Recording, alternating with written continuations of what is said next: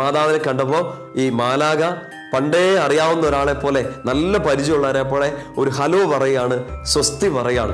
വലിയ സങ്കടത്തിൽ കൂടെയൊക്കെ കടന്നു പോകുമ്പോൾ നമ്മുടെ അടുത്ത് ഒരാൾ വന്ന് പറയാണ്, സാരമില്ല, ദൈവം നിന്റെ കൂടെ ഇല്ലേ. ഈ കണ്ണീരിലും ഈ ഇരുട്ടിലും പ്രതീക്ഷയില്ലാത്ത ഈ പകലിലും ഒറ്റയ്ക്ക് നിങ്ങൾ കരയുന്ന ഈ രാത്രികളിലും ഒക്കെ നിങ്ങൾക്ക് ഇതൊരു സുവിശേഷമായി മാറട്ടെ. അകലെയാണെങ്കിലും അടുത്താണെങ്കിലും ഞാൻ നിങ്ങൾക്ക് ദൈവമല്ലേ.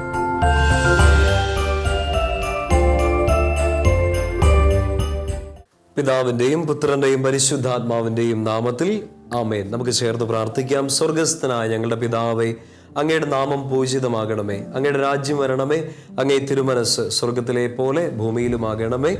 അന്നു വേണ്ട ആഹാരം ഇന്ന് ഞങ്ങൾക്ക് തരണമേ. ഞങ്ങളോട് തെറ്റ് ചെയ്യുന്നവരോട് ഞങ്ങൾ ക്ഷമിക്കുന്നത് പോലെ ഞങ്ങളുടെ തെറ്റുകൾ ഞങ്ങളോട് ക്ഷമിക്കണമേ. ഞങ്ങളെ പ്രലോഭനത്തിൽ ഉൾപ്പെടുത്തരുതേ, തിന്മയെ ഞങ്ങളെ രക്ഷിക്കണമേ. എന്തുകൊണ്ടെന്നാൽ രാജ്യവും ശക്തിയും മഹത്വവും എന്നേക്കും അങ്ങയുടേതാകുന്നു. ആമേൻ. പിതാവിൻ്റെയും പുത്രൻ്റെയും പരിശുദ്ധാത്മാവിൻ്റെയും നാമത്തിൽ ആമേൻ. ഈശോയിൽ എൻ്റെ ഏറ്റവും പ്രിയപ്പെട്ട സഹോദരങ്ങളെ, തമ്പുരാൻ കനിഞ്ഞ് അനുഗ്രഹിച്ച് നൽകിയ ഈ നല്ല സമയത്തിന് നമുക്ക് നന്ദി പറയാം. നമ്മളായിരിക്കുന്ന ഭവനങ്ങൾ, ഇടങ്ങളെല്ലാം കർത്താവിൻ്റെ വചനത്താൽ നിറയപ്പെടാൻ വേണ്ടിയിട്ട് ആ വചനങ്ങൾ നമ്മുടെ ഈ ഭവനത്തിൽ നമ്മളായിരിക്കുന്ന ഇടങ്ങളിലൊക്കെ മുഴങ്ങി കേൾക്കുമ്പോൾ അത് 100 മേനി ഫലം ചൂടാൻ വേണ്ടിയിട്ട് നമുക്ക് ഓരോരുത്തർക്ക് ആഗ്രഹിക്കാം, പ്രാർത്ഥിക്കാം. നമ്മൾ ഈ ശുശ്രൂഷയിലൊക്കെ പങ്കെടുത്തുകൊണ്ടിരിക്കുമ്പോൾ നമ്മുടെ പ്രിയപ്പെട്ടവർക്ക് വേണ്ടി, നമ്മളോട് പ്രാർത്ഥനാ സഹായം ചോദിച്ചിരിക്കുന്നവർക്ക് വേണ്ടി, നമ്മൾ ആർക്കൊക്കെ വേണ്ടി പ്രാർത്ഥിക്കാൻ കടപ്പെട്ടിരിക്കുന്നു അവരെല്ലാം ഈശോയുടെ കരങ്ങളിൽ കൊടുക്കാം. ഉണ്ണീശോയുടെ കരങ്ങളിൽ അവരെല്ലാവരും സുരക്ഷിതരാണ്. നമ്മുടെ പ്രിയപ്പെട്ടവർ ദൂരദേശങ്ങളായിരിക്കുന്നവരെല്ലാം ഈശോയുടെ കരങ്ങളിൽ സുരക്ഷിതരാണെന്ന് നമുക്ക് ഉറച്ച് വിശ്വസിക്കാം, പ്രാർത്ഥിക്കുകയും ചെയ്യാം.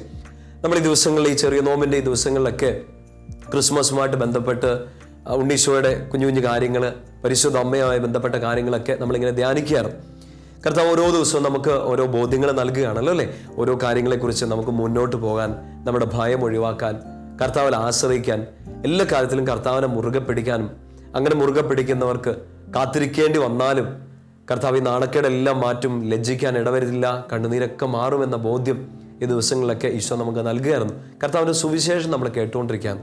ഈ ക്രിസ്മസ് എന്നൊക്കെ പറഞ്ഞാൽ നമ്മൾ ഒത്തിരി ചിന്തിച്ചിട്ടുള്ള സുവിശേഷങ്ങളുടെ ഒരു ഘോഷയാത്രയാണ്, സുവിശേഷങ്ങളുടെ ഒരു ഉത്സവമാണ് ക്രിസ്മസ്. ലോകം കേട്ട ഏറ്റവും വലിയ സുവിശേഷം, നമുക്കൊരു രക്ഷകനുണ്ടെന്നുള്ള ആ സുവിശേഷം കേട്ടു. പ്രിയപ്പെട്ട സഹോദരങ്ങൾ, നമ്മൾ ഈ ദിവസങ്ങളിലൊക്കെ പ്രത്യേകമായിട്ട് ലൂക്കാ സുവിശേഷത്തിന്റെ 1-ാമത്തെ അധ്യായം ധ്യാനിക്കുകയായിരുന്നു. നമ്മൾ കഴിഞ്ഞ ദിവസം ഇങ്ങനെ പരിശുദ്ധ അമ്മയുമായി ബന്ധപ്പെട്ടും സ്നാപയോഹനാനുമായിട്ടൊക്കെ ബന്ധപ്പെട്ടുള്ള കാര്യങ്ങളൊക്കെ, അവരുടെ കുടുംബങ്ങളുമായി ബന്ധപ്പെട്ട കാര്യങ്ങളൊക്കെ ധ്യാനിച്ചു. ദൂതൻ വന്ന് പറയുന്നതും അതിനോടുള്ള അവരുടെ റെസ്പോൺസ്, ആ റെസ്പോൺസിനോട് അവർ അതനുസരിക്കുമ്പോഴൊക്കെ സംഭവിക്കുന്ന കാര്യങ്ങൾ, വാഗ്ദാനങ്ങളൊക്കെ നമ്മൾ ധ്യാനിക്കുകയായിരുന്നു. നമ്മൾ ഇന്ന് പ്രത്യേകമായിട്ട് ചിന്തിക്കുന്ന ഒരു കാര്യം, ഈ ലൂക്കാ സുവിശേഷം 1-ാമത്തെ അധ്യായം ഈ 31-ാമത്തെ വാക്യം മുതൽ ഒരുപാട് കാര്യങ്ങൾ, പ്രധാനപ്പെട്ട കാര്യങ്ങൾ ദൂതൻ പരിശുദ്ധ അമ്മയോട് പറയുന്നുണ്ട്. നീ ഗർഭം ധരിച്ച് ഒരു കുഞ്ഞിനെ പ്രസവിക്കും, അവൻ ഈശോ എന്ന് പേരിടണം, അത്യുന്നതന്റെ പുത്രൻ എന്ന് വിളിക്കപ്പെടും, അവനിലൂടെ ഒത്തിരി കാര്യങ്ങൾ സംഭവിക്കും. പരിശുദ്ധ അമ്മ ഒരു ചോദ്യമൊക്കെ ചോദിക്കുന്നുണ്ട്, ഇതെങ്ങനെ സംഭവിക്കാൻ പോകുന്നതെന്നൊക്കെ സംഭ്രമിക്കുന്നുണ്ട്, അസ്വസ്ഥപ്പെടുന്നുണ്ട്. അപ്പോൾ ദൂതൻ ഇങ്ങനെ പറയുന്നുണ്ടല്ലോ, ഭയപ്പെടേണ്ട കാര്യമൊന്നുമില്ല, കർത്താവ് കൂടെ ഉണ്ട്, ദൈവം നിന്നെ ഒത്തിരി ഇഷ്ടപ്പെടുന്നു, ഈ ജനിക്കാൻ പോകുന്ന ശിശു വലിയൊരാളായിത്തീരുന്നുണ്ട്, അത്യുന്നതന്റെ ശക്തി നിന്റെ മേൽ ആവസിക്കും, അങ്ങനെ ഒത്തിരി കാര്യങ്ങൾ വാഗ്ദാനം ചെയ്യണം. നമ്മൾ പ്രത്യേകമായിട്ട് കാണുന്നുണ്ടല്ലോ. 1-ാമത്തെ അധ്യായം 35-ാം വാക്യം, ദൂതൻ മറുപടി പറഞ്ഞു, പരിശുദ്ധാത്മാവ് നിന്റെ മേൽ വരും, അത്യുന്നതന്റെ ശക്തി നിന്റെ മേൽ ആവസിക്കും, ജനിക്കാൻ പോകുന്ന ശിശു പരിശുദ്ധൻ, ദൈവപുത്രൻ എന്ന് വിളിക്കപ്പെടും. മംഗളവാർത്തയുടെ ഒരവസാന മൊമെന്റുകളാണ് ദൂതൻ പറയുന്ന വാക്കുകളുടെ ഒരു അവസാനം. എലിസബത്തിനെ കുറിച്ചൊക്കെ ദൂതൻ പിന്നീട് പറയുന്നത് നമ്മൾ കാണുന്നുണ്ട്. 37-ാമത്തെ വാക്യത്തിൽ ദൂതൻ ഇങ്ങനെ പ്രത്യേകിച്ച് പറയുന്നുണ്ട്, ദൈവത്തിന് ഒന്നും അസാധ്യമല്ല, ദൈവത്തിന് ഒന്നും അസാധ്യമല്ല. ഇത് കേട്ടപ്പോൾ പരിശുദ്ധ അമ്മ ഒരു റെസ്പോൺസ് കൊടുക്കുന്നുണ്ട്, ഒരു മറുപടി കൊടുക്കുന്നുണ്ട്. അതാണ് 1:38. നമ്മൾ ഇന്നത്തെ ഈ ദിവസം, ഈ ഒരു സമയത്ത്, ഈശോ തന്ന ഒരു സമയത്ത് നമ്മൾ പ്രത്യേകിച്ച് ചിന്തിക്കാൻ പോകുന്ന ഈ ഒരു കാര്യത്തെക്കുറിച്ചാണ്. ലൂക്ക 1:38. മറിയം പറഞ്ഞു, നമുക്ക് ചേർന്ന് വായിക്കാം. മറിയം പറഞ്ഞു, ഇതാ കർത്താവിൻ്റെ ദാസി, നിന്റെ വാക്ക് എന്നിൽ നിറവേറട്ടെ. ഇതാ കർത്താവിൻ്റെ ദാസി, നിന്റെ വാക്ക് എന്നിൽ നിറവേറട്ടെ. പ്രിയപ്പെട്ട സഹോദരങ്ങളെ, ഒരാളുടെ ജീവിതത്തിൻ്റെ ഒരു പ്രധാനപ്പെട്ട മൊമെന്റ്, പ്രധാനപ്പെട്ട ചില നിമിഷങ്ങളിൽ എടുക്കേണ്ട ചില തീരുമാനങ്ങളെ കുറിച്ചാണ് നമ്മൾ ഈ ധ്യാനിക്കാൻ പോകുന്നത്. ഇതാ കർത്താവിൻ്റെ ദാസി, ഇതാ കർത്താവിന് പ്രിയപ്പെട്ടവൻ, നിനക്കിഷ്ടമുള്ളതെല്ലാം ചെയ്തു, എൻ്റെ ജീവിതത്തിൽ അത് സംഭവിക്കട്ടെ. ദൈവത്തിന് എന്നെക്കുറിച്ച് കുറച്ചും കൂടെ നല്ലൊരു പദ്ധതി ഉണ്ടെന്ന് തിരിച്ചറിയുന്ന മൊമെന്റിൽ, ആ കർത്താവിനാണ് എന്നെക്കുറിച്ച് നല്ല കാര്യങ്ങൾ ചെയ്യാൻ പറ്റുന്നതെന്ന് നമ്മൾ തിരിച്ചറിയുന്ന ഒരു മൊമെന്റിൽ നമ്മുടെ ഉള്ളിൽ ഉണ്ടാവേണ്ട ഒരു റെസ്പോൺസ് ആണ് ഇത്. എന്ത്? ഇതാ കർത്താവിൻ്റെ കുഞ്ഞ്, കർത്താവിൻ്റെ ദാസി, കർത്താവിൻ്റെ ദാസൻ, കർത്താവിൻ്റെ ഇഷ്ടം എൻ്റെ ജീവിതത്തിൽ നടക്കട്ടെ. പരിശുദ്ധ അമ്മ അത് പറയുന്നതിന് തൊട്ട് മുമ്പ്, അത് പറയാൻ ഒരുപക്ഷെ പരിശുദ്ധ അമ്മയെ പ്രചോദിപ്പിച്ച ഒരു കാര്യമായിരിക്കും ഈ 37-ാം വാക്യത്തിൽ ദൂതൻ പറയുന്നത്, ദൈവത്തിന് ഒന്നും അസാധ്യമല്ല. എന്നുവെച്ചാൽ കർത്താവിന് എല്ലാം സാധ്യമാണ്. എൻ്റെ ജീവിതത്തെക്കുറിച്ച് ഞാൻ കണ്ട സ്വപ്നങ്ങളെക്കാൾ കൂടുതൽ, ഞാൻ തയ്യാറാക്കിയ പദ്ധതികളെക്കാൾ കൂടുതൽ, ഞാൻ വളർത്തിയെടുത്ത എൻ്റെ ആഗ്രഹങ്ങളെക്കാൾ കൂടുതൽ, എൻ്റെ അധ്വാനത്തിന്റെ ഫലമായി ഞാൻ കണ്ടെത്തിയ ഇടങ്ങളെക്കാൾ നന്നായിട്ട് എൻ്റെ കർത്താവിന് ചിലതെല്ലാം ഒരുക്കി വെക്കാൻ പറ്റും. He has A better plan. എൻ്റെ കർത്താവിന് എന്നെ കുറിച്ച് നല്ലൊരു പദ്ധതിയുണ്ട്. അത് പൂർത്തിയാക്കാൻ ദൈവത്തിന് സാധ്യവുമാണ്. പ്രിയപ്പെട്ട സഹോദരങ്ങളെ, ഈ ഒരു വിശ്വാസം നമ്മുടെ ഉള്ളിലോട്ട് നിറയണം. അങ്ങനെ ഒരു ബോധ്യം നമ്മുടെ ഉള്ളിൽ നിറയുന്ന ഒരു സമയത്താണ് നമുക്ക് പറയാൻ പറ്റേണ്ടത്, ഇതാ കർത്താവിൻ്റെ ദാസി, ഇത്രയും കാലം എൻ്റെ ഇഷ്ടം നടക്കേണ്ട വേണ്ടിയിട്ട് ഞാൻ അധ്വാനിച്ചു, അതിനുവേണ്ടി ഞാൻ പ്രാർത്ഥിച്ചു, കർത്താവിനോട് ഞാൻ പറഞ്ഞു, കർത്താവ് ഇതാണ് എൻ്റെ ആഗ്രഹം, ഇതാണ് എൻ്റെ സ്വപ്നം, ഇതാണ് എൻ്റെ ഇഷ്ടം നടക്കണം.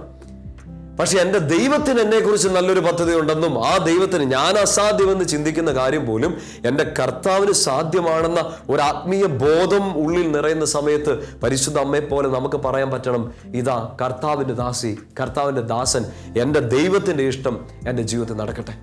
പ്രിയപ്പെട്ട സഹോദരങ്ങളെ, ഈ ക്രിസ്മസ് കാലത്ത്, ഈ ചെറിയ നോമ്പിൻ്റെ കാലത്ത് നമ്മൾ ഈ സുവിശേഷ വാർത്തകളൊക്കെ കേൾക്കുമ്പോൾ, നല്ല വാക്കുകളൊക്കെ കേൾക്കുമ്പോൾ, നമുക്ക് കർത്താവിൻ്റെ ബോധ്യങ്ങൾ കിട്ടുമ്പോൾ, കർത്താവ് നമ്മളോട് സംസാരിക്കുമ്പോൾ, തിരിച്ച് കർത്താവിനോട് നമ്മൾ കൊടുക്കേണ്ട ഈശോയ്ക്ക് ഇഷ്ടപ്പെട്ട ഒരു ക്രിസ്മസ് സമ്മാനം, ഈശോയ്ക്ക് ഇഷ്ടപ്പെട്ട ഒരു ക്രിസ്മസ് സന്ദേശം, ഈശോയ്ക്ക് ഇഷ്ടപ്പെട്ട ഒരു സദ്വാർത്ത ഇതായിരിക്കണം. ഇത് കേട്ടുകൊണ്ടിരിക്കുന്ന ആള് കർത്താവിൻ്റെ മുമ്പിലേക്ക് എല്ലാം സറണ്ടർ ചെയ്തിട്ട് പറയാണ്, ഞാൻ അങ്ങയുടേതാണ്, അങ്ങയുടെ ഇഷ്ടം നടക്കട്ടെ. അങ്ങനെ പറയാൻ നമ്മളൊരു ആത്മധൈര്യം കാണിക്കണം. ഈശോ പിന്നീട് ജനിച്ച് ശുശ്രൂഷകളൊക്കെ ആരംഭിക്കുമ്പോൾ കർത്താവ് തൻ്റെ പ്രിയപ്പെട്ട ശിഷ്യന്മാർക്ക് നമുക്ക് എല്ലാം കൂടെ പറഞ്ഞു തരുന്ന ഏറ്റവും വിശിഷ്ടമായ പ്രാർത്ഥനയുണ്ടല്ലോ, സ്വർഗസ്ഥനായ ഞങ്ങളുടെ പിതാവേ എന്നുള്ള പ്രാർത്ഥന. മത്തായി സുവിശേഷം 6-ാമത്തെ അധ്യായം 10-ാം വാക്യം നമ്മളിങ്ങനെ വായിക്കുന്നുണ്ട്, സ്വർഗത്തിലെ പോലെ അങ്ങയുടെ ഹിതം ഭൂമിയിലും നടക്കട്ടെ. അങ്ങനെ പ്രാർത്ഥിക്കാനാണ് ഈശോ പറഞ്ഞു തരുന്നത്. ഇപ്പം നമുക്ക് നമ്മുടെ ജീവിതത്തിൽ തീർച്ചയായിട്ടും നമുക്ക് സ്വപ്നങ്ങളില്ലേ, നമുക്ക് ആഗ്രഹങ്ങളുണ്ട്, നമ്മൾ അതിൻ്റെ പിന്നാലെ അധ്വാനിക്കുന്നുണ്ട്, നമ്മൾ അതിൻ്റെ പിന്നാലെ പോകുന്നുണ്ട്, നമുക്ക് ചില ഇഷ്ടങ്ങളൊക്കെ ഉണ്ടെന്നേ. പക്ഷെ ഈശോയ്ക്ക് നമ്മളെക്കാട്ടും കുറച്ചുകൂടെ നല്ലൊരു ഇഷ്ടങ്ങളുണ്ട്. ഇപ്പം എനിക്ക് ഇവിടം വരെ എത്തണം, എനിക്ക് ഇത്ര മാർക്ക് മേടിക്കണം എന്നാണ് എൻ്റെ സ്വപ്നം. പക്ഷെ ഈശോയ്ക്ക് അതിലും മുകളിലൊരു സ്വപ്നമാണ്, ഞാൻ ഈ രാജ്യത്ത് ജോലി ചെയ്യണം എന്നുള്ളതാണ് എൻ്റെ ആഗ്രഹം, എൻ്റെ സ്വപ്നം. ബട്ട് ഈശോയ്ക്ക് കുറച്ചുകൂടെ നല്ലൊരു പ്ലാൻ ഉണ്ടല്ലോ, കുറച്ചുകൂടെ നല്ലൊരു പദ്ധതി ഉണ്ടല്ലോ. നമ്മൾ വിചാരിക്കും എനിക്ക് ഈ ലാംഗ്വേജ് പഠിച്ച് ഈ രാജ്യത്ത് ജോലി ചെയ്യാൻ ആഗ്രഹമുണ്ട്, പക്ഷെ എന്നെ കൊണ്ട് പഠിക്കാൻ പറ്റുമോ, എന്നെ കൊണ്ട് അവിടെ എത്താൻ പറ്റുമോ, എനിക്ക് മറ്റുള്ളവരെ പോലെ ഒന്ന് അധ്വാനിച്ച് ഇടിച്ച് നിന്ന് പിടിച്ച് നിൽക്കാൻ പറ്റുമോ എന്നൊക്കെ നമ്മൾ കൺഫ്യൂസ്ഡ് ആവുന്നുണ്ട്. ഈശോ പറയാണ്, ഇവിടെയല്ല, ഇതിനേക്കാൾ മുകളിലേക്ക് നിനക്ക് അസാധ്യമെന്ന് തോന്നുന്ന ചില ഇടങ്ങളിൽ, സ്ഥലങ്ങളിൽ, ജോലികളിൽ, സ്റ്റാറ്റസിൽ ഉയർത്തി എത്തിക്കാൻ എൻ്റെ കർത്താവിന് പറ്റും, അത് സാധിക്കും എന്ന് വിശ്വസിക്കുക. ദൈവത്തിന് ഒന്നും അസാധ്യമല്ല. അങ്ങനെ ഒന്നും അസാധ്യമല്ലാത്ത ദൈവത്തിൻ്റെ കുഞ്ഞായി എനിക്ക് വേണ്ടി നല്ല പദ്ധതികൾ തയ്യാറാക്കി വെച്ചിട്ടുണ്ട്. കാരണം അവൻ എന്നെ ഒത്തിരി അധികം സ്നേഹിക്കുന്നതുകൊണ്ട് എനിക്ക് വേണ്ടി എൻ്റെ ദൈവം നല്ലതൊരുക്കിയിട്ടുണ്ട്. ഞാൻ ആ ദൈവത്തിൻ്റെ മുമ്പിൽ എന്നെ ഒന്ന് ടോട്ടൽ സറണ്ടർ. ഈശോയ്ക്ക് എൻ്റെ ജീവിതത്തിൻ്റെ മുകളിലോട്ട് ഫുൾ കൺട്രോൾ, മുഴുവൻ ആധിപത്യം കൊടുക്കുകയാണ്. കാരണം ജനിക്കുന്നവൻ രാജാവാണ്. ക്രിസ്മസിന് കേൾക്കുന്ന സുവിശേഷം അതാണല്ലോ, നിങ്ങൾക്കൊരു രക്ഷകൻ രാജാവായിട്ട് വരുന്നു. രാജാവിന് ഫുൾ കൺട്രോളാണ്, അധികാരമാണ്. എൻ്റെ ജീവിതത്തിൻ്റെ മേൽ, എൻ്റെ സ്വപ്നങ്ങളുടെ മേൽ, എൻ്റെ കരിയറിൻ്റെ മേൽ, എൻ്റെ ഭാവി ജീവിതത്തിൻ്റെ മേൽ മുഴുവൻ അധികാരം, അതോറിറ്റി എൻ്റെ ഈശോയ്ക്കാണ്. അത് തിരിച്ചറിയുന്ന മൊമെന്റിൽ നമ്മളിത് പറയും, കർത്താവിൻ്റെ ദാസൻ, കർത്താവിൻ്റെ ദാസി. നമ്മൾ പിന്നെയും ഈശോ ഇത് ആവർത്തിക്കുന്ന കാണുന്നുണ്ട്. മത്തായി സുവിശേഷത്തിൽ തന്നെ 26-ാം അധ്യായം ഈശോ ഗത്സമൻ തോട്ടത്തിൽ കടന്ന് ഈ സങ്കടപ്പെടുന്ന ഒരു സമയം, പിന്നീടുള്ള അവസരങ്ങളിലൊക്കെ ഈശോ ഇങ്ങനെ പറയുന്നുണ്ടല്ലോ, ഈ പാനപാത്രം മാറിപ്പോകാനാണ് ആഗ്രഹം മാനുഷികമായിട്ടേ. ഈ സങ്കടം മാറിപ്പോണം, ഇതെനിക്ക് സഹിക്കാൻ പറ്റുന്നില്ല, അസാധ്യമാണെന്നൊക്കെ ഉള്ളതാണ് മാനുഷികമായിട്ടുള്ള സങ്കടം. പക്ഷെ ദൈവം ഇതിൽ നിന്നൊക്കെ എന്നെ മോചിപ്പിക്കുമെന്നും ഇതിനപ്പുറത്തേക്ക് എനിക്കൊരു കാര്യങ്ങൾ ഇനിയും ചെയ്യാനുണ്ട് എന്ന് നമുക്കും ബോധ്യം കിട്ടാൻ വേണ്ടിയാണ് അന്ന് ഈശോ ആ വാക്ക് പറഞ്ഞത്, അങ്ങയുടെ ഹിതം നിറവേറട്ടെ. ഞാൻ കുടിക്കാതെ ഈ പാനപാത്രം കടന്നു പോകില്ലെങ്കിൽ കർത്താവേ അങ്ങയുടെ ഹിതം നിറവേറട്ടെ. പ്രിയപ്പെട്ട സഹോദരങ്ങളെ, ക്രിസ്മസ് എല്ലാവർക്കും സന്തോഷത്തിന്റെ ദിവസങ്ങളൊന്നും അല്ല. എല്ലാ വീടുകളിലും ഒരുപക്ഷെ കേക്ക് മുറിക്കലൊന്നും ഉണ്ടാവില്ല. ചില വീടുകളിൽ ചിലപ്പോൾ കണ്ണുനീരുകളായിരിക്കും. ഇന്ന് ഈ ചെറിയ നോമ്പിന്റെ ഈ കാലത്ത് ചിലപ്പോൾ സങ്കടത്തിന്റെ വാർത്തകളൊക്കെ ആയിരിക്കും വീട്ടിലുള്ളത്. ഒട്ടും സന്തോഷിക്കാൻ പറ്റാത്തൊരു ദിവസങ്ങളായിരിക്കും. ഒരുപക്ഷെ ക്രിസ്മസ് കാലത്തായിരിക്കും, ഒരുപക്ഷെ നോമ്പുകാലം, വലിയ നോമ്പിന്റെ വലിയ സങ്കടങ്ങളുടെയൊക്കെ കാലങ്ങളിലൂടെ കടന്നു പോകുന്നത്. ഈശോ കുരിശു ചുമന്ന ഒരു അനുഭവമൊക്കെ ചിലപ്പോൾ ഈ ഒരു ദിവസങ്ങളായിരിക്കും ചില വീടുകളിൽ ചുമക്കേണ്ടിയൊക്കെ വരുന്നത്. അങ്ങനത്തെ സങ്കടങ്ങളിലൂടെ നമ്മൾ കടന്നു പോകുന്നുണ്ടാവും. നമ്മളും ഈശോയോട് പ്രാർത്ഥിക്കും, കർത്താവേ എനിക്ക് താങ്ങാൻ പറ്റണില്ല, ഈ പാനപാത്രം എനിക്ക് കുടിക്കാൻ പറ്റുന്നില്ല. നമ്മളിങ്ങനെ പ്രാർത്ഥിക്കും, കഴിയുമെങ്കിൽ ഈ പാനപാത്രം മാറ്റിത്താ. ക്രിസ്മസിന്റെ അന്ന് പോലും ഒരുപക്ഷെ വീട്ടിലെ ചില അസ്വസ്ഥതകൾ കണ്ട് കഴിഞ്ഞൊരു ക്രിസ്മസ് കാലത്ത് ഉണ്ടായൊരു സങ്കടം ഒരുപക്ഷെ ഇപ്പോഴും നമ്മൾ കൊണ്ടു നടക്കുന്നുണ്ടാകാം. കർത്താവ് ഈ പാനപാത്രം എനിക്ക് കുടിക്കാൻ പറ്റുന്നില്ല. സങ്കടത്തിന്റെ ആ നീർച്ചുഴിയിൽ കിടന്ന് ആരും കാണാതെ സ്വന്തം തലയണ നനച്ച് കരഞ്ഞ രാത്രികൾ. ഈശോയ്ക്ക് ഇതെല്ലാം കാണാം, ഈശോയ്ക്ക് ഇതെല്ലാം അറിയാം. ഇത് മാറ്റിത്തരാനും കർത്താവിന് ഇത് അസാധ്യമല്ല. ഒറ്റ കാര്യം, നമ്മളൊന്ന് സറണ്ടർ ചെയ്യുക. നമ്മുടെ സ്വപ്നങ്ങൾ സറണ്ടർ ചെയ്യുക മാത്രമല്ല, നമ്മുടെ ഈ സങ്കടങ്ങളെയും ഈശോയ്ക്ക് കൊടുത്തേക്കുക. കാരണം നീ ഇന്ന് കടന്നു പോകുന്ന ഈ സങ്കടത്തിന്റെ മുകളിലും, നീ ഇന്ന് അനുഭവിക്കുന്ന ഇരുട്ടിന്റെ, കടന്നു പോകുന്ന ഈ തീച്ചൂളയുടെ ഈ പൊള്ളലുകൾക്ക് മുകളിലും അധികാരം രാജാവിനാണ്. ആ രാജാവ് ഈശോയാണ്. അതുകൊണ്ട് ഈശോയോട് ഈ സങ്കടങ്ങൾ ഈശോയ്ക്ക് കൊടുത്തേക്കാം. അവൻ ഏറ്റെടുക്കട്ടെ. He has complete authority. ദൈവത്തിന് ഈ സങ്കടം മാറ്റാനും ഈ കണ്ണീര് മാറ്റാനും സാധ്യമാണ്. ഈശോ അതാണ് അന്ന് പ്രാർത്ഥിച്ച് നമുക്കൊരു മാതൃക കാണിച്ചത്. ഈ പാനപാത്രം മാറണമെന്നാണ് പിതാവേ ആഗ്രഹം, അതാണ് എൻ്റെ പ്രാർത്ഥന. പക്ഷേ ഞാൻ കുടിക്കാതെ ഇത് മാറില്ലെങ്കിൽ അങ്ങയുടെ ഇഷ്ടം നടക്കട്ടെ. നമുക്കത് പറയാൻ വേണ്ടിയിട്ട് സാധിക്കണം പ്രിയപ്പെട്ട സഹോദരങ്ങളെ. അങ്ങനെ ഈശോയെ പോലെ, ഈശോ പ്രാർത്ഥിക്കാൻ പഠിപ്പിച്ചതുപോലെ നമുക്കും നമ്മുടെ ഹൃദയത്തിൽ നിന്ന് തമ്പുരാനോട് ഉറക്കെ പറയാൻ പറ്റണം, ഞാൻ അങ്ങിൽ ആശ്രയിക്കാം. കാരണം എൻ്റെ ജീവിതത്തെക്കുറിച്ച് നല്ല കാര്യങ്ങൾ അങ്ങേക്കറിയാം.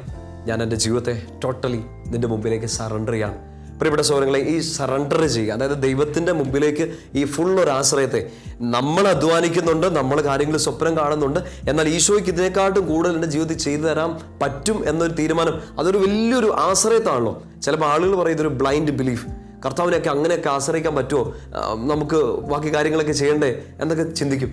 പക്ഷേ ആശ്രയിക്കുന്നത് ആരെയാന്ന് ഓർത്തേക്കണം, ഒന്നും അസാധ്യമല്ലാത്ത ദൈവത്തെ. അങ്ങനെ ആശ്രയിച്ച ഒരാൾ പോലും സങ്കടപ്പെടേണ്ടി വന്നിട്ടില്ല. പഴയ നിയമത്തിൽ നമ്മൾ സുന്ദരമായിട്ട് കാണുന്ന ഒരു കാര്യമാണ് പ്രഭാഷകന്റെ പുസ്തകം 2-ാമത്തെ അധ്യായം അതിന്റെ 10-ാമത്തെ വാക്യം. പ്രഭാഷകന്റെ പുസ്തകം 2-ാം അധ്യായം 10-ാം വാക്യം. ആശ്രയിക്കുന്നവനെ കർത്താവ് കൈവിടില്ല. അതാണ് അതിനകത്തൊരു സന്ദേശം. നമുക്ക് ഒരുമിച്ചൊന്ന് വായിച്ചു നോക്കാം. പ്രഭാഷകൻ 2:10. കഴിഞ്ഞ തലമുറയെ പറ്റി ചിന്തിക്കുവിൻ. കർത്താവിനെ ആശ്രയിച്ചിട്ട് ആരാണ് ഭഗ്നാശനായത്? ഒരു ചോദ്യമാണ്. കർത്താവിനെ ആശ്രയിച്ചിട്ട് ആരാണ് ഭഗ്നാശനായത്? കർത്താവിന്റെ ഭക്തരിൽ ആരാണ് പരിത്യക്തനായത്? തുടർന്ന് ഇങ്ങനെ ചോദിക്കുന്നുണ്ട്, അവിടുത്തെ വിളിച്ചപേക്ഷിച്ചിട്ട് ആരാണ് അവഗണിക്കപ്പെട്ടത്? കർത്താവ് ആർദ്രഹൃദയനാണ്, കരുണാമയനാണ്. അവിടുന്ന് പാപങ്ങൾ ക്ഷമിക്കുകയും കഷ്ടതയുടെ ദിനങ്ങളിൽ ആശ്രയത്തിനെത്തുകയും ചെയ്യുന്നു. ദൈവം കരുണയുള്ളവനാണ്, സ്നേഹം നിറഞ്ഞവനാണ്. ഒരാൾ കഷ്ടപ്പെടുമ്പോൾ, തൻ്റെ ഭക്തൻ കഷ്ടപ്പെടുമ്പോൾ, ആ കഷ്ടതയുടെ ദിനങ്ങളിൽ കർത്താവ് ആശ്രയത്തിനെത്തുന്നു, സഹായിക്കാൻ എത്തുന്നു. ചോദ്യം ഇത്രയേ ഉള്ളൂ, കർത്താവിനെ ആശ്രയിച്ചിട്ട് ആരാ സങ്കടപ്പെട്ടിട്ടുള്ളത്? ചില ചോദ്യങ്ങൾക്കൊക്കെ ഉത്തരം കിട്ടാൻ വേണ്ടിയിട്ട് വൈകിട്ടുണ്ട്, തീർച്ചയായിട്ടും ഉണ്ട്. ആശ്രയിച്ചത് നഷ്ടമായി പോയോ എന്ന് മാനുഷികമായിട്ട് ചിന്തിച്ചു പോയ ദിവസങ്ങളൊക്കെ ഉണ്ട്. പക്ഷെ ചോദ്യം ഇത്രയാണ്, ഇതുവരെ കർത്താവിനെ ആശ്രയിച്ചിട്ട് ആരാണ് നാടങ്ങിടേണ്ടി വന്നത്? അപ്പൊ നമുക്ക് ഈ ഈശോയെ അങ്ങ് പൂർണ്ണമായിട്ട് ആശ്രയിക്കാൻ പറ്റണം. ഒരു കുഞ്ഞു വാവയായിട്ട്, ഒരു കുഞ്ഞു പൈതലായിട്ട് ബത്ലഹേമിലെ ഒരു കാലിത്തൊഴുത്തിൽ വന്ന് പിറന്ന ഈശോയ്ക്ക് ആ കുഞ്ഞു വാവ ചിരിച്ചുകൊണ്ട് നമ്മളോട് ഇന്ന് പറയുന്ന സുവിശേഷം അതാണ്, ട്രസ്റ്റ് മീ, എന്നെ ആശ്രയിക്കും. നമ്മൾ കരുണയുടെ ഈശോയുടെ ആ ഒരു ചിത്രത്തിന്റെ അടിയിൽ എഴുതി വെച്ചിരിക്കുന്ന നമ്മൾ വായിക്കുന്നില്ലേ, Jesus I trust in you, ഞാൻ അങ്ങിൽ ശരണപ്പെടുന്നു. എന്നാ ചെയ്യേണ്ടതെന്ന് അറിയത്തില്ലാത്ത ചില സമയങ്ങളിൽ നമുക്ക് ഈ ഒരൊറ്റ കാര്യം ചെയ്യാനുള്ളൂ. നമ്മൾ 2 ദിനവൃത്താന്തം 20-ാമത്തെ അധ്യായം അതിന്റെ 17-ാമത്തെ വാക്യത്തിൽ ഒരു വലിയ കാര്യം കാണുന്നുണ്ട്. 2 ദിനവൃത്താന്തം 20-ാം അധ്യായം അതിന്റെ 17-ാമത്തെ വാക്യം. യൂദാജനം വലിയൊരു സങ്കടത്തിൽ കൂടെ കടന്നു പോകുന്നൊരു സമയമാണ്. അവർക്കെതിരെ നാട്ടുരാജ്യങ്ങളൊക്കെ വന്ന് അവരെ ആക്രമിക്കുന്നു. അവരിങ്ങനെ ബുദ്ധിമുട്ടിക്കുന്ന സമയത്ത് അവരെ ദേവാലയാങ്കണത്തിൽ ഒരുമിച്ച് കൂടാണ്. യഹോഷാഫാത്ത് രാജാവ്, അദ്ദേഹത്തിന്റെ പരിവാരങ്ങള്, ജനമെല്ലാം കൂടെ ഒരുമിച്ച് വരികയാണ്. 2 ദിനവൃത്താന്തം 20 സമയമെടുത്ത് നിങ്ങൾ പിന്നീട് അത് വായിച്ചു നോക്കണം കേട്ടോ. 4 നാട്ടുരാജ്യങ്ങൾ ഒരുമിച്ച് ഇവരെ ആക്രമിക്കാൻ വരികയാണ്. അങ്ങനെ അവർ ദേവാലയത്തിന്റെ മുറ്റത്ത് ഒരുമിച്ച് കൂടുന്നു. കർത്താവിനോട് പറയുന്നു, കർത്താവേ, ഈ ആലയം അങ്ങ് തന്നതാണ്. ഒരു പ്രശ്നം വരുമ്പോൾ ഞങ്ങൾക്ക് ഓടി വരാൻ ഈ സ്ഥലമേ ഉള്ളൂ. എന്തെങ്കിലുമൊക്കെ ബുദ്ധിമുട്ട് വരുമ്പോൾ ഞങ്ങൾ അങ്ങനെയാണ് ആശ്രയിക്കുന്നത്. ഇതേ ഞങ്ങൾക്കെതിരെ ശത്രുക്കൾ, എന്നാ ചെയ്യേണ്ടതെന്നൊന്നും ഞങ്ങൾക്ക് അറിഞ്ഞുകൂടാ, ഞങ്ങൾ അങ്ങിൽ ആശ്രയിക്കുകയാണ്. 2 ദിനവൃത്താന്തം 20:17 നമ്മളിങ്ങനെ വായിക്കും, കർത്താവേ, ഞങ്ങൾക്കെതിരെ വരുന്ന ശത്രുക്കളോട്, സൈന്യവ്യൂഹത്തോട് എങ്ങനെ നേരിടണമെന്ന് ഞങ്ങൾക്ക് അറിഞ്ഞുകൂടാ, എന്ത് ചെയ്യണമെന്ന് ഞങ്ങൾക്ക് അറിഞ്ഞുകൂടാ. ഒരു കാര്യം ഞങ്ങൾ ചെയ്യുന്നു. എന്താണ് ആ വാക്യത്തിന്റെ അവസാനം കാണുന്നത്? ഞങ്ങൾ അങ്ങയെ അഭയം പ്രാപിക്കും. We trust in you. ഞങ്ങൾ അങ്ങനെ ആശ്രയിക്കുകയാണ്.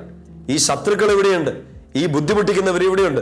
ഇങ്ങനെ ഒരു നെഗറ്റീവ് സിറ്റുവേഷനിലൂടെ ഞാൻ കടന്നു പോകണം. എന്നെ ചെയ്യേണ്ടതെന്ന് എനിക്ക് അറിഞ്ഞുകൂടെ കർത്താവേ. അസാധ്യമെന്ന് തോന്നി നിൽക്കുന്ന ദിവസങ്ങളാണ്. എനിക്കൊരൊറ്റ കാര്യം അറിയാം, ഐ ട്രസ്റ്റ് ഇൻ യു. എനിക്ക് ആശ്രയിക്കാൻ അങ്ങുണ്ട്. അങ്ങനെ കൈവിടില്ലെന്നും എനിക്ക് വേണ്ടി നല്ലത് അങ്ങ് ഒരുക്കി വെച്ചിട്ടുണ്ടെന്നും ഈ ഇരുട്ട് കഴിഞ്ഞൊരു പ്രഭാതം വരുമെന്നും ഈ അടഞ്ഞു കിടക്കുന്ന വാതിലിൽ കടന്ന് എനിക്ക് തുറന്ന വാതായനങ്ങൾ കർത്താവെ അങ്ങൻ്റെ മുമ്പിൽ ഒരുക്കി വെക്കുമെന്നും ഞാൻ ഉറപ്പായും വിശ്വസിക്കുകയാണ്.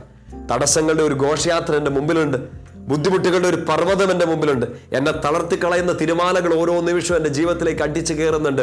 എൻ്റെ ശാന്തമായ ജീവിതത്തെ, സ്വസ്ഥതയെ കെടുത്തിക്കളയുന്ന ദിവസങ്ങൾ, സാഹചര്യങ്ങൾ, വ്യക്തികൾ എൻ്റെ മുമ്പിലുണ്ട്. ഇവരെ ഒന്നും എതിരിടാൻ, ഇവരെ ഒന്നും തോൽപ്പിക്കാൻ എനിക്ക് പറ്റില്ല. ഞാൻ അശക്തയാണ്. എൻ്റെ കുടുംബം ഇത്രയേ ഉള്ളൂ. എന്നെ ചെയ്യേണ്ടതെന്ന് എനിക്ക് അറിയത്തില്ല കർത്താവെ. അസാധ്യമെന്ന് തോന്നുന്ന ഒരു പർവ്വതത്തിന്റെ മുമ്പിൽ മുട്ടുകുത്തി ഞാൻ നിൽക്കുകയാണ്. എന്നെ ചെയ്യേണ്ടതെന്ന് അറിയില്ല, എങ്ങോട്ട് പോകണമെന്ന് അറിഞ്ഞൂടാ. കർത്താവ് കുഞ്ഞെ നിന്നോട് പറയുന്ന സദ്വാർത്ത ഇതാണ്: ഈ പർവ്വതം മാറും, ഈ ഇരുട്ട് മാറും, ഈ സങ്കടങ്ങളെല്ലാം മാറും. ആശ്രയിക്കുക കർത്താവിന്. എന്ത് ചെയ്യണമെന്ന് അറിയാത്ത ഒരു സമയത്ത് കർത്താവിനെ മുറുകെ പിടിക്കും. കർത്താവിന് ഒന്നും അസാധ്യമല്ല. ഹൃദയം തുറന്ന് പരിശുദ്ധ അമ്മയെ പോലെ പറയാൻ പറ്റണം: ഇതാ കർത്താവിൻ്റെ ദാസി, അങ്ങയുടെ ഇഷ്ടം നടക്കട്ടെ. ബിക്കോസ് അങ്ങയുടെ ഇഷ്ടം കുറച്ചുകൂടെ നല്ലതാണ്. എൻ്റെ കർത്താവിന് എന്നെക്കുറിച്ചുള്ള ഹിതം നല്ലതാണ്. നമ്മൾ പഴയ നിയമത്തിൽ തന്നെ നമ്മളിപ്പോൾ 2 ദിനവൃത്താന്തം എടുത്തല്ലോ. പുറകോട്ടൊന്ന് മറിച്ച് ദിനവൃത്താന്ത പുസ്തകം 1 ദിനവൃത്താന്തം 17-ാമത്തെ അധ്യായം എടുക്കാവോ? 1 ദിനവൃത്താന്തം 17-ാമത്തെ അധ്യായം. അവിടെ ദാവീദിനെ കുറിച്ചുള്ള ഒരു നല്ലൊരു എപ്പിസോഡാണ് നമ്മളവിടെ കാണുന്നത്. നമുക്കറിയില്ല, ക്രിസ്മസ് കാലത്ത് നമ്മൾ കൂടുതലായിട്ട് ചിന്തിക്കേണ്ട ഒരു വ്യക്തിത്വം കൂടിയാണ് ഈ ദാവീദിന്റെ വംശത്തിൽ ജനിക്കുകയാണ് ഈശോ. മത്തായി സുവിശേഷമൊക്കെ തുടങ്ങുമ്പോൾ വംശാവലിയിൽ നമ്മൾ അങ്ങനെ കാണുന്നുണ്ട്, ദാവീദിന്റെ പുത്രനായ മിശിഹ ഈശോ എന്നൊക്കെ കാണുന്നുണ്ട്. അപ്പൊ ഈ ദാവീദിനെ കുറിച്ച് ദൈവം പറയുന്ന ഒരു കാര്യം, നാഥാൻ പ്രവാചകനിലൂടെ കർത്താവ് അരുളിച്ചെന്നൊരു കാര്യമുണ്ട്. 1 ദിനവൃത്താന്തം 17-ാം അധ്യായം 2-ാം വാക്യം നമ്മൾ അവിടെ ഇങ്ങനെ വായിക്കും: നാഥാൻ ദാവീദിനോട് പറഞ്ഞു, നിനക്ക് നീ വിചാരിക്കുന്നത് പോലെ ചെയ്യുക, ദൈവം നിന്റെ കൂടെയുണ്ട്. നീ വിചാരിക്കുന്നത് പോലെ ചെയ്യുക, ദൈവം നിന്റെ കൂടെയുണ്ട്. വലിയൊരു വാഗ്ദാനമാണ്. നമുക്കിപ്പോൾ നമ്മുടെ സ്വപ്നങ്ങളൊക്കെ പകുതിയിൽ വെച്ച് മുറിഞ്ഞു നിൽക്കാം. എങ്ങനെ മുന്നോട്ട് പോകണം എന്ന് അറിഞ്ഞുകൂടാ, അടുത്ത സ്റ്റെപ്പ് എന്തെടുക്കണം എന്ന് അറിഞ്ഞുകൂടാ, ബുദ്ധിമുട്ട് നിൽക്കാം. കർത്താവിൽ ആശ്രയിക്കുന്നവരോട് മാത്രം കർത്താവ് പറയുന്ന ഒരു കാര്യമാണ്: നിനക്ക് ഇഷ്ടമുള്ളത് ചെയ്തുകൊള്ളുക, ദൈവം നിന്റെ കൂടെയുണ്ട്. തോന്നിയാസം ചെയ്യാനോ തള്ളിപ്പൊളിത്തരം കാണിക്കാനോ പാപങ്ങൾ ചെയ്യാനോ ഒരു ലൈസൻസ് കർത്താവ് തരികയല്ല. കർത്താവിന്റെ ഹൃദയത്തോട് ഇണങ്ങി നിന്ന് അപ്പസ്തോല പ്രവർത്തനത്തിൽ നമ്മൾ വായിക്കുന്നുണ്ടല്ലോ, പത്രോസ്ലിയ പ്രസംഗിക്കുമ്പോൾ, പൗലോസ്ലിയ പ്രസംഗിക്കുമ്പോൾ ഒക്കെ കാണുന്നുണ്ട്. പ്രത്യേകിച്ച് അപ്പസ്തോല പ്രവർത്തനം 13-14 അധ്യായങ്ങളിലൊക്കെ പൗലോസ്ലിയ പ്രസംഗങ്ങൾ നടത്തുന്ന സമയത്ത് ദാവീദിനെ കോട്ട് ചെയ്തുകൊണ്ട് പറയുന്നുണ്ട്: ദൈവത്തിന്റെ ഹൃദയത്തിനിണങ്ങിയ മനുഷ്യൻ, കർത്താവിന്റെ ഹൃദയം അറിയുന്ന, കർത്താവിന്റെ ഹൃദയത്തോട് ചേർന്ന് നിൽക്കുന്ന ഒരു മനുഷ്യൻ. അങ്ങനെ ഒരാളോട് കർത്താവ് പറയാണ്: നിനക്ക് ഇഷ്ടമുള്ളത് ചെയ്തോ, ഞാൻ നിന്റെ കൂടെയുണ്ട്, ദൈവം നിന്റെ കൂടെയുണ്ട്. നമുക്ക് ഈ ക്രിസ്മസ് കാലത്ത് ഈ ധ്യാനിച്ച് പ്രാർത്ഥിച്ചൊക്കെ കടന്നു പോകുമ്പോൾ ദാവീദിനെ പോലെ ആവാൻ വേണ്ടി പരിശ്രമിക്കണം. പരിശുദ്ധ അമ്മയെ പോലെ ഇതാ കർത്താവിന്റെ ദാസി എന്ന് പറയാൻ നമുക്ക് പറ്റണം. ദാവീദൊക്കെ പറയുന്നുണ്ട്. അത് 23-ാം സങ്കീർത്തനം 1-ാം വാക്യം എന്താ നമ്മൾ വായിക്കുന്നത്? കർത്താവാണ് എൻ്റെ ഇടയൻ. എന്നുവെച്ചാൽ എന്നെ നയിക്കാനുള്ളൊരു യജമാനൻ, ഞാൻ അവിടുത്തെ ദാസനാണ്, ഞാൻ അവിടുത്തെ കുഞ്ഞാടാണ്. എനിക്ക് വേണ്ടി നല്ലത് ഒരുക്കി വെച്ചിരിക്കുന്ന കർത്താവ്. 23-ാം സങ്കീർത്തനം മുഴുവൻ നമ്മളതല്ലേ വായിക്കുന്നത്. കർത്താവിൻ്റെ ഇടയൻ, എനിക്ക് ഒന്നിനും കുറവുണ്ടാകില്ല. എനിക്ക് വിശ്രമം, എനിക്ക് ഭക്ഷണം, എനിക്ക് വിരുന്ന്, എനിക്ക് വേണ്ടി എല്ലാം കർത്താവ് ഒരുക്കി വെച്ചിരിക്കുകയാണ്. മരിക്കേണ്ടി വന്നാലും, മരണത്തിന്റെ നിഴൽ വീണ താഴലിലൂടെ കടന്നു പോകേണ്ടി വന്നാലും എന്നെ ഒറ്റയ്ക്കാക്കാത്ത കർത്താവ് എൻ്റെ കൂടെയുണ്ട്. ആശ്രയിച്ചവനെ കൈവിടാത്ത കർത്താവ്. ദാവീദിനോട് കർത്താവ് പറഞ്ഞു: നിനക്ക് ഇഷ്ടമുള്ളത് ചെയ്തോ, ഞാൻ കൂടെയുണ്ട്. ദാവീദ് പതുക്കെ മുറിക്കകത്തോട്ട് പോകും, വീടിനകത്തോട്ട് പോകും. ദൈവത്തിന് നന്ദി പറയും: കർത്താവെ, ഇത്രയധികം എന്നെ അനുഗ്രഹിക്കാൻ എന്നാ ഉണ്ട്, എൻ്റെ കുടുംബം എന്നാ ഉണ്ട്. ഇതൊക്കെ പറഞ്ഞ് ദാവീദ് കർത്താവിന് നന്ദി പറയാണ്. എന്നിട്ട് ഒരു വലിയ പ്രാർത്ഥന നടന്നുകൊണ്ട്, നിങ്ങളൊന്ന് കാണാപ്പാഠം പഠിച്ച് നിങ്ങളുടെ കുടുംബത്തിന് വേണ്ടി ഏറ്റെടുത്ത് പ്രാർത്ഥിക്കണം കേട്ടോ. ഈ ക്രിസ്മസ് കാലത്ത് നമ്മുടെ കുടുംബത്തിന് വേണ്ടി അനുഗ്രഹിക്കപ്പെട്ട് പ്രാർത്ഥിക്കാൻ പറ്റിയ നല്ല പവർ നിറഞ്ഞൊരു വചനാണ് 1 ദിനവൃത്താന്തം 17 അതിന്റെ 27-ാമത്തെ വാക്യം. 1 Chronicles 17:27 നമ്മൾ അവിടെ ഇങ്ങനെ വായിക്കും. ദാവീദ് ഇങ്ങനെ പ്രാർത്ഥിക്കുകയാണ്: ആകയാൽ അവിടുത്തെ ദാസന്റെ കുടുംബത്തെ അനുഗ്രഹിക്കണമേ. നമുക്ക് ഒരുമിച്ച് വായിച്ച് പ്രാർത്ഥിച്ചാലോ? നിങ്ങളുടെ കയ്യിൽ ബൈബിൾ ഉണ്ടെങ്കിൽ എടുത്ത് വായിച്ച് തൊട്ട് അറിഞ്ഞ് ആ വചനത്തിന് ശക്തി നിറയുക. 1 ദിനവൃത്താന്തം 17:27 ആകയാൽ അവിടുത്തെ ദാസന്റെ ഭവനത്തെ അനുഗ്രഹിക്കാൻ തിരുമനസ്സാകണേ. എൻ്റെ കുടുംബത്തെ, എൻ്റെ വീടിനെ അനുഗ്രഹിക്കണേ. തുടർന്ന് പ്രാർത്ഥിക്കുകയാണ്: അങ്ങനെ അത് എന്നും അവിടുത്തെ മുൻപിലായിരിക്കട്ടെ. ദാവീദ് പ്രാർത്ഥിക്കുകയാണ്: കർത്താവേ, ഞാൻ അങ്ങയുടെ ദാസനാണ്. ആ വാക്ക് ശ്രദ്ധിക്കണം. പരിശുദ്ധ അമ്മ പറഞ്ഞു: ഞാൻ അവിടുത്തെ ദാസിയാണ്. ദാവീദിനോട് കർത്താവ് പറഞ്ഞു, നിനക്ക് ഇഷ്ടമുള്ള ചെയ്തോ, കാരണം അവൻ ദാസനാണെന്ന് സ്വയം പ്രഖ്യാപിക്കുകയാണ്. കർത്താവെ, അടിയന്റെ കുടുംബത്തെ, ഈ ദാസന്റെ കുടുംബത്തെ അനുഗ്രഹിക്കാൻ തിരുമനസ്സാകണേ. അതെന്നും അങ്ങനെ ആയിരിക്കട്ടെ. എങ്ങനെ? അനുഗ്രഹിക്കപ്പെട്ടതായിരിക്കട്ടെ. തൊട്ടടുത്ത വാക്യത്തിൽ ദാവീദ് ഇങ്ങനെയാണ് പ്രാർത്ഥിക്കുന്നത്, എന്തെന്നാൽ കർത്താവെ, അങ്ങ് അനുഗ്രഹിച്ചത് എന്നേക്കും അനുഗ്രഹീതമായിരിക്കും. ഈശോ അനുഗ്രഹിച്ചാൽ അത് ഒരു ദിവസത്തേക്കോ 10 ദിവസത്തേക്കോ 10 വർഷത്തേക്കോ അല്ല, എന്നേക്കും അനുഗ്രഹിക്കപ്പെട്ടതായിരിക്കും. പ്രിയപ്പെട്ട സഹോദരങ്ങളെ, നമുക്ക് പ്രാർത്ഥിക്കേണ്ടത് ഇതാണ്. ഞാൻ കർത്താവിൻ്റെ ദാസനാണ്, കർത്താവിന് എന്നെക്കുറിച്ച് നല്ലൊരു പദ്ധതിയുണ്ട്, നല്ലതാണ് അവൻ ഒരുക്കിയിരിക്കുന്നത്, എനിക്ക് അസാധ്യമെന്ന് തോന്നുന്ന കാര്യങ്ങൾ പോലും കർത്താവിന് സാധ്യമാണ്. മാലാഖ പറഞ്ഞ ആ വാക്ക് ഉള്ളിലുണ്ടായിരിക്കണം. ദൈവത്തിന് ഒന്നും അസാധ്യമല്ല. നമ്മുടെ മുമ്പിൽ ഈ പഠിത്തമോ ജോലിയോ നമ്മുടെ മുമ്പിൽ കണ്ട സ്വപ്നങ്ങളോ എല്ലാം അസാധ്യമായിട്ട് തോന്നുന്നുണ്ടാവും. കർത്താവ് പറയാണ്, ഇതെനിക്ക് അസാധ്യമല്ല, സാധ്യമാണ്. പറയേണ്ട ഒരൊറ്റ കാര്യമുള്ളൂ, കർത്താവിൻ്റെ ദാസി, കർത്താവിൻ്റെ ദാസൻ, നിന്റെ ഇഷ്ടം നടക്കട്ടെ. ഇത്രയും കാലം എൻ്റെ ഇഷ്ടമൊക്കെ കർത്താവ് ഞാൻ പ്രാർത്ഥിച്ചു, ഇനി അങ്ങയുടെ ഇഷ്ടം നടക്കട്ടെ.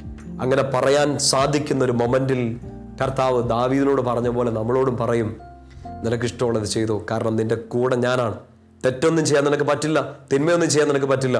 നല്ലത് ഏറ്റവും നന്നായിട്ട് ചെയ്യാൻ നിന്നെക്കൊണ്ട് കർത്താവ് സാധിപ്പിക്കും, അതിനെ അനുഗ്രഹിക്കും. അത് വേണം നമ്മൾ പ്രാർത്ഥിക്കാൻ. കർത്താവെ, എന്നെ അനുഗ്രഹിക്കണം, എൻ്റെ കുടുംബത്തെ അനുഗ്രഹിക്കണം, ഞാൻ ചെയ്യുന്ന പ്രവൃത്തികളെ അനുഗ്രഹിക്കണം, ഞാൻ ഇടപെടുന്ന മേഖലകളെ അനുഗ്രഹിക്കണം. അതെന്നും അങ്ങനെ ആയിരിക്കണം. എന്തെന്നാൽ കർത്താവെ, അങ്ങ് അനുഗ്രഹിച്ചത് എന്നേക്കും അനുഗ്രഹീതമായിരിക്കും. പ്രിയപ്പെട്ട സഹോദരങ്ങളെ, ഈ ക്രിസ്മസിന്റെ ദിവസങ്ങളിലൂടെയൊക്കെ കടന്നു പോകുമ്പോൾ നമുക്കിത് പ്രാർത്ഥിക്കാം. നമ്മുടെ കുടുംബത്തിന് വേണ്ടി, നമ്മുടെ സ്വപ്നങ്ങൾക്ക് വേണ്ടി, നമ്മുടെ ആഗ്രഹങ്ങൾക്കപ്പുറം നമുക്ക് വേണ്ടി നല്ലതൊരുക്കി തരുന്ന കർത്താവിൻ്റെ ദാസരായിട്ട്, വിശ്വസ്ത സുഹൃത്തുക്കളായിട്ട്, കർത്താവിനെ സ്നേഹിക്കുന്നവരായിട്ട്, അവനെ മാത്രം രക്ഷകനായി മുറുകെ പിടിക്കുന്നവരായിട്ട് നമുക്ക് ജീവിക്കാം. പരിശുദ്ധ അമ്മ കേട്ട മംഗളവാർത്ത നമ്മുടെ ജീവിതത്തിൽ സംഭവിക്കട്ടെ. ദൈവത്തിന് ഒന്നും അസാധ്യമല്ല. നമുക്കിത് വിശ്വസിക്കാം, ഏറ്റെടുക്കാം. എൻ്റെ ദൈവത്തിന് ഒന്നും അസാധ്യമല്ല. അത് നിങ്ങളുടെ ജീവിതത്തിൽ ഈ വചനം ശക്തിയായി, അഭിഷേകമായി, അനുഗ്രഹമായി മാറട്ടെ എന്ന് പ്രാർത്ഥിക്കുന്നു. ഈശോയുടെ നാമത്തിൽ നിങ്ങളെ അനുഗ്രഹിച്ച് പ്രാർത്ഥിക്കുകയും ചെയ്യുന്നു. പിതാവിൻ്റെയും പുത്രൻ്റെയും പരിശുദ്ധാത്മാവിൻ്റെയും നാമത്തിൽ ആമേൻ.